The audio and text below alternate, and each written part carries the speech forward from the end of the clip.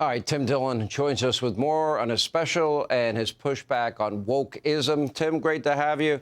I mean, just the name of your special, for example, you know, isn't that kind of like a riff on pronouns? I mean, yeah.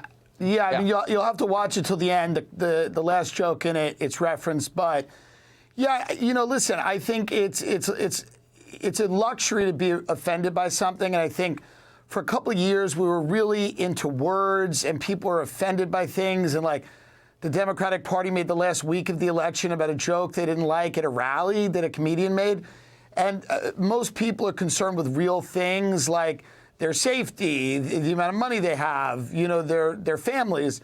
And I think people now are relaxing and they just want to hear things that are, you know, that are amusing and challenging, and they don't want to run away from these debates. I think they're important to have. And I think the Democratic Party got away from being the working class party, and now they seem to be like the party of very coddled college kids and very wealthy people who have the luxury of getting offended at like a joke or something like that. You know, I call them the party of coastal elites, you know, and they've lost touch with hardworking men and women and the people that make the country great. They champion men and their rights to play women's sports. And, you know, they get all worked up if we find $150 billion in DEI, wokeism, transgenderism spent abroad. That's a constitutional crisis to them. They put the rights of illegals over the safety of Americans. You know, I want to go into your profession, though.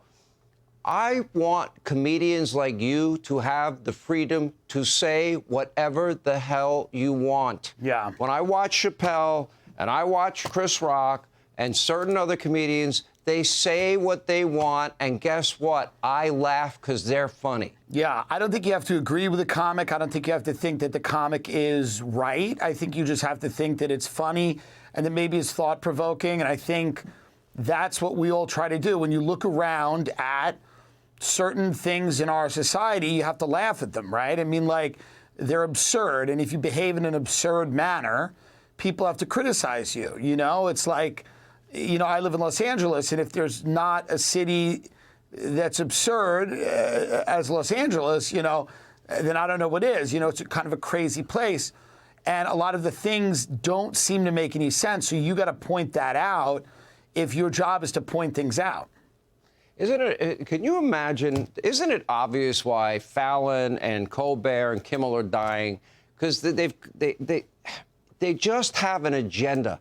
You know, great comedians to me are going to just go for the laugh, and they don't care about politics. They don't have an agenda up there. And if you have the freedom to, like, I've noticed, I have not noticed you put a filter on anything you say.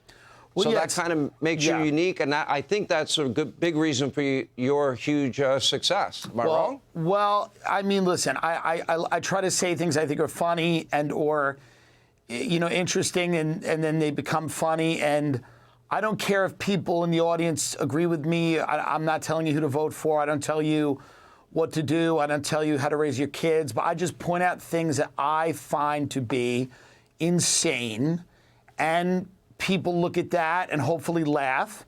And that's the job. I think the three guys that you mentioned are part of a system that has become a kind of unofficial spokesman for an establishment that people feel is like increasingly out of touch. So a lot of what they do isn't funny. It's become like a version of state TV. And I don't think anyone should do that. I don't think anyone should do that for the current administration. I think people should just go out and say what they think is funny, and then if it aligns with something political, that's great. If not, it doesn't. But they shouldn't be a spokesman for something. They should let people, you know, they should be funny and try to, you know, say what they think. They've taken shots. Comedians have taken shots at me over the years. If it's funny, I laugh. Sure. I've looked on social media. People put up funny stuff about me. When I see it and it's funny, I laugh. I think people have lost the ability to laugh at themselves.